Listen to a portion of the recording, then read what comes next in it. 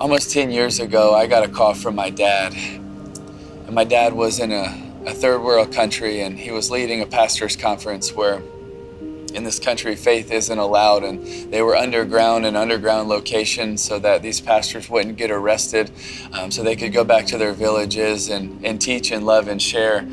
And at this underground location where my dad's teaching these pastors, some men walk in with 4 little girls, and they start to auction off these 4 little girls. And one of the reasons why my dad is one of my biggest heroes and role models is my dad's not someone that can look the other way.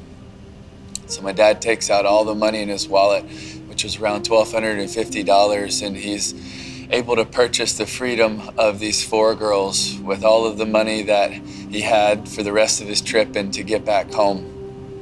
And afterwards he called me and he said, "Hey Timmy, how you doing?" I said, "Good, Dad, how are you? How's the trip going?"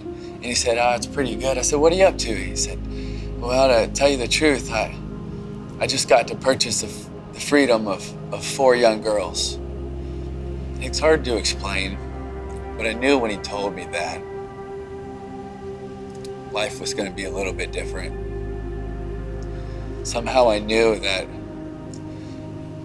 even though it was just his words, it was a fight that I was called into. And I had the opportunity to get on a plane not long after and fly to this location and see those 4 and already others that had been rescued.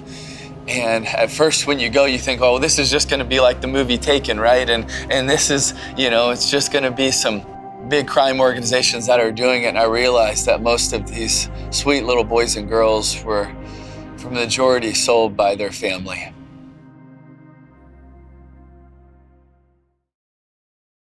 One of the sweet young girls, that was one of the first that I got to meet, was a young girl that didn't make enough money one day for her mom.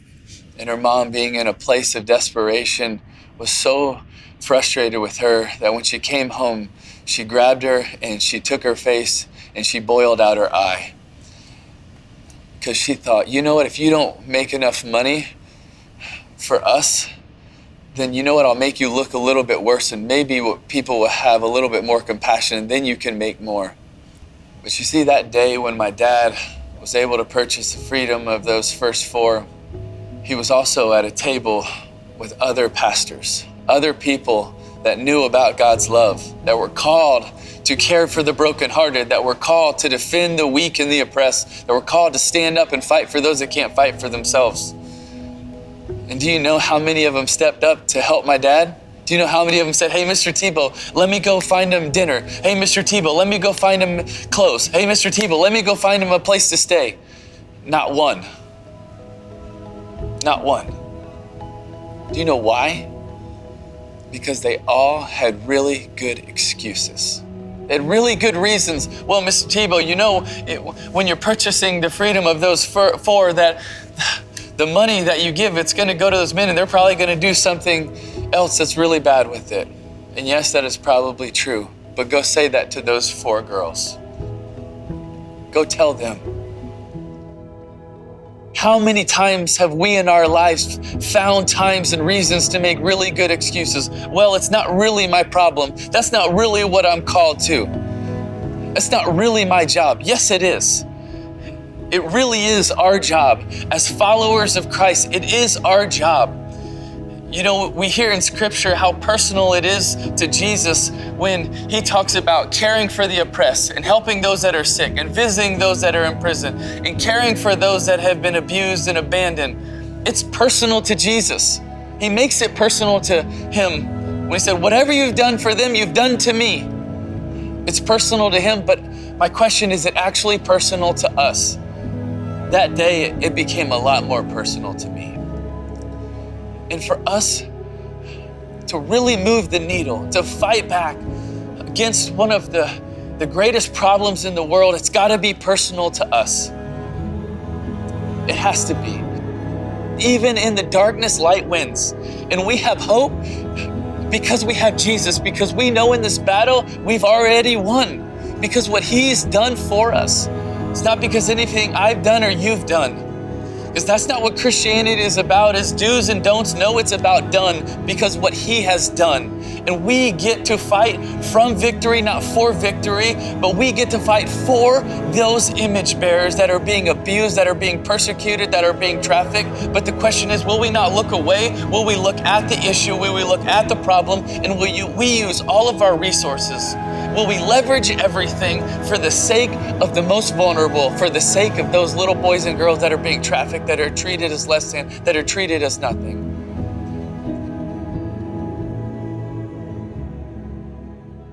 The best biblical definition for hope is to look forward with confidence, expectation, and anticipation.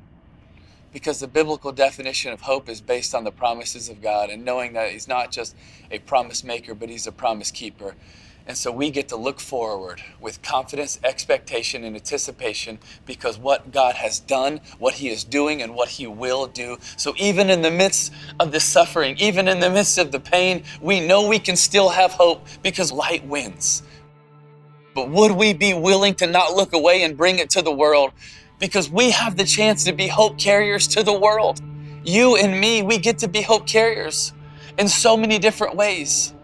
Some of us going to the ends of the earth. Some of us sending to the ends of the earth. Some using resources, leveraging every different thing that we have. And so my challenge to all of us is that we get to play a role in the solution. When we come together, maybe that's in tech, maybe it's in rescues, maybe it's in legislation, maybe it's in counseling, maybe it's in connecting survivors with doctors, with nurses, maybe it's in creating awareness. You know, a few of the awesome companies that come to my mind, one of them's Deja Vu, that's using pattern recognition for rescues. Another one is Eagle Freedom Fund that is using their fund to invest and accelerate companies to fight against this evil. You know, there's so many different areas that you can be involved in, but look at your resources, look at what God has gifted you, and how can you use that in the fight? But ultimately, I would challenge all of us to say that we are all being called into this fight. And I know in the church world, we throw out that word calling all the time, but what does it really even mean? Best definition, I believe, for calling is an urgent and divine invitation to accept responsibility for a particular task. And I believe that this calling is urgent and it's divine. And I hope that we accept responsibility for this task, for every one of those 50 million. But we accept responsibility, meaning it's my job. It's your job, regardless of what anybody else does. Would we really believe that we serve a big God and he is inviting us? And it's a divine calling, but it's also an urgent calling. But the question is, will we accept responsibility for this particular task, to move the needle for these 50 million so they one day might be able to experience faith, hope, and love? But we also get to see the hope that transforms lives. One of the sweet girls that we get to care for, she's been able to experience that hope. She's been able to experience a new identity. And that new identity means so much to her that she has changed her name from her old name to a new name that means Princess of the Lord, because she knows what her identity is now. And there is hope even in the midst of crisis and conflict and chaos. And we get to see what hope does. We know when darkness and light meet, light wins every time. Would we be willing to accept responsibility and go bring that light to the darkness around the world? God bless you guys, and thank you.